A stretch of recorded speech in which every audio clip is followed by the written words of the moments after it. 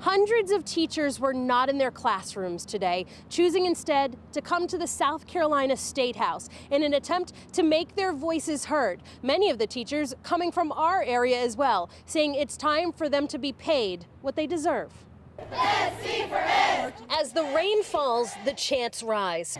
SC for Ed! These are some of the hundreds of teachers from across South Carolina who came to Columbia with one voice, one request: a pay raise. Governor McMaster has proposed a 5% salary increase, which we are very grateful to hear, but that's not enough. It's a good starting point, but we're pushing for 10%, and we want that 10% this year. Sonny Perry is a middle school teacher in Fort Mill, and though he knows his district has it better than most, It takes a village to raise a child, and Fort Mill has figured that out. he sees the greater challenges across the state, We're starting to see teachers say enough is enough. which is why he and so many others took their requests from the steps straight to the legislators themselves for an 11th hour sit-down.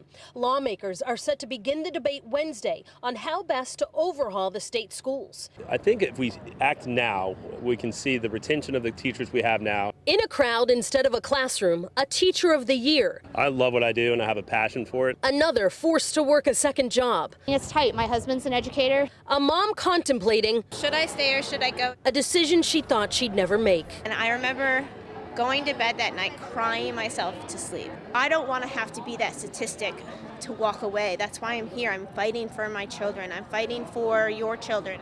And the teachers here say they're going to be watching very closely to see what the lawmakers talk about tomorrow. I asked them, do they think it's possible that we will see walkouts en masse? They said everything is on the table. Reporting in Columbia, I'm Tanya Mendes, NBC Charlotte.